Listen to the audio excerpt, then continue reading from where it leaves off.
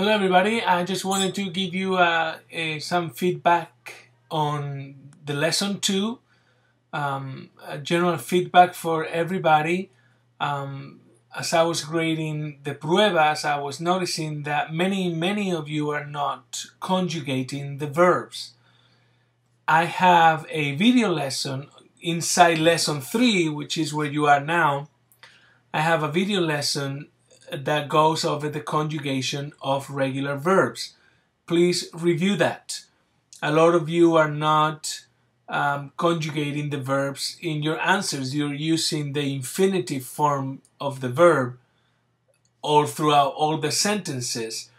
A lot of this information is in the video lesson that you will watch. Is inside lesson 3 in the course materials.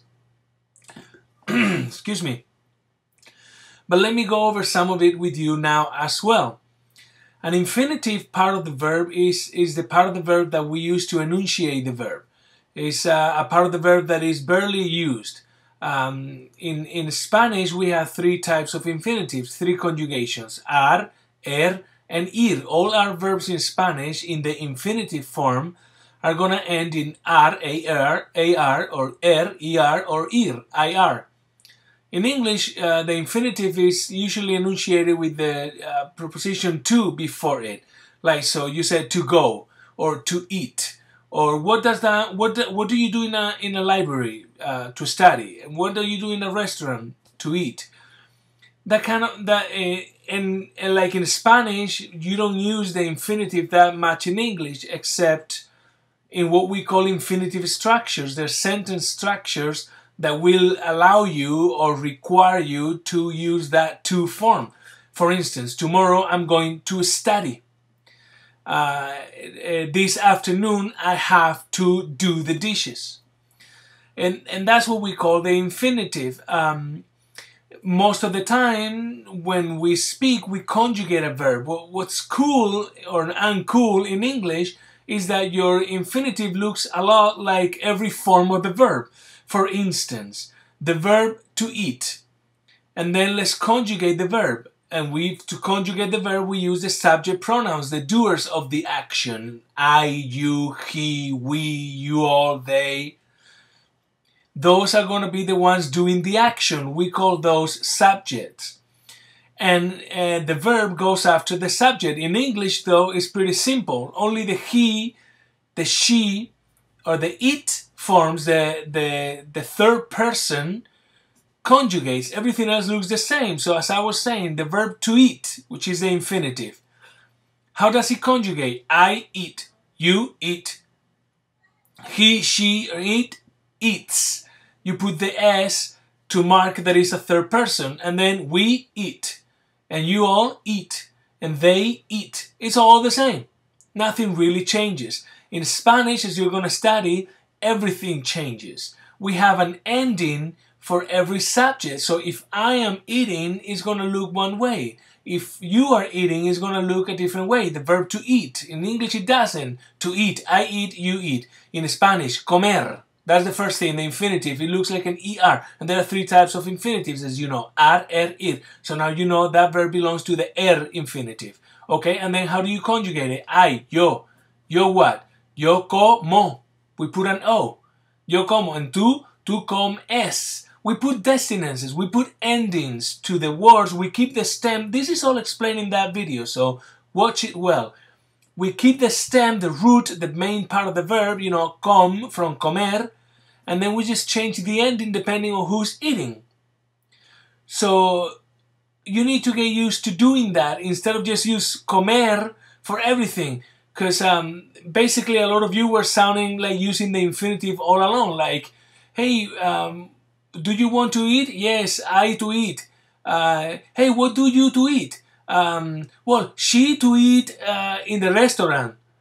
You're using the infinitive all along, and you need to conjugate the verb. And that's the conjugation in the present, which is the main thing you're going to learn this semester. Later in the next semester, you're going to learn the past tense. We're going to, you know, I ate and you ate and she ate. That's even easier in English. All the forms in English look the same. In Spanish, they have different endings. They all maintain the com. The C-O-M from comer, that stays all alone in all the tenses. What changes is the ending. And the ending is going to tell you if it's the present, if it's the past, and who is that is eating. That's something that Spanish language inherited from Latin. You know, the endings, and maintaining the stem and changing depending on what, if it's present, future, past, and all the other tenses. So that was the main thing that I found in your pruebas, in your quizzes, is that a lot of you were not conjugating the verb, we're just speaking in the infinitive. So try to change that by this chapter, chapter 3, after the video lesson and all the activities you're going to see. Please, you know, you should be improving on that. Also, that rule I just gave you, this all keep the stem and put the endings. Spanish is going to have a lot of irregular verbs that don't match the formula. That's just the way it is. I always tell my students, you know, in Spanish, it's such a grammatical language that you can pretty much deconstruct the entire language with grammar rules. But you're always going to have this is the rule, and these are the irregulars. And sometimes you're going to have pretty much equal. This is the rule and these are the irregulars. And sometimes you're going to have this is the rule and these are the irregulars. So, you know, it just happens in Spanish like that. Sometimes you memorize, or you get to practice a rule, and then all of a sudden you have tons of irregulars and you're like, they don't fit anything. Yeah, well, more usage and more memorization. That's what we can do, you know, repetition. That's why you have tons of activities for drilling, all that kind of stuff. So please do them. Watch the video lesson, do all your activities, and conjugate your verbs. Also, some verbs have special usage. Like this chapter, you're also going to be dealing with tener, which you also have a video lesson for. Tener sometimes doesn't mean what it means in English. This is something that you also have to have very clear. Not everything is going to translate word by word. Some things will. Some things are easy. For instance, I live indicator. Yo vivo indicator. All right, word by word. I, yo, live, vivo, you know, with the ending for yo, in, en, indicator, indicator. All right, so perfect.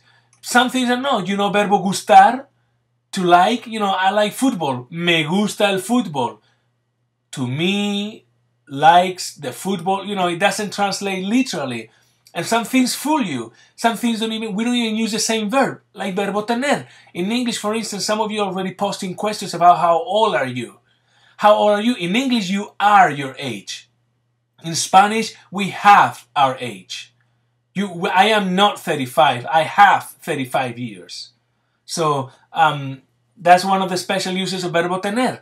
You know, that confuses a lot of students, that they say, yo soy, because you have already studied verbo ser and its usage, and then you say, yo soy José. Bien. Yo soy profesor. Good. Yo soy 35. Bad. But wait a minute, it is I am 35 in English. Yeah, well, that's not how we say in Spanish.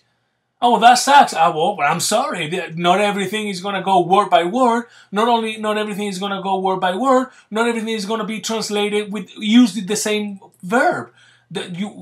Sometimes in English we use a verb to express something, and in Spanish we say the same thing with a different verb, like ser and tener. In English you are 35. In Spanish we have 35. So pay attention to those things. There is a video on that as well in lesson 3 about verbo tener and its special uses, because there's plenty of special uses. To be hungry, to be thirsty, to be tired, to be worried, to be in a hurry. A lot of those expressions in Spanish are things we have, not things we are. Please watch the videos, and as usual, let me know if you have any questions. And please do your activities in Kia. Fast as you've been doing them so far. Don't wait till the last minute to do them. Please do them along the weeks and you will be learning more. All right, let me know if you have any questions. Adios.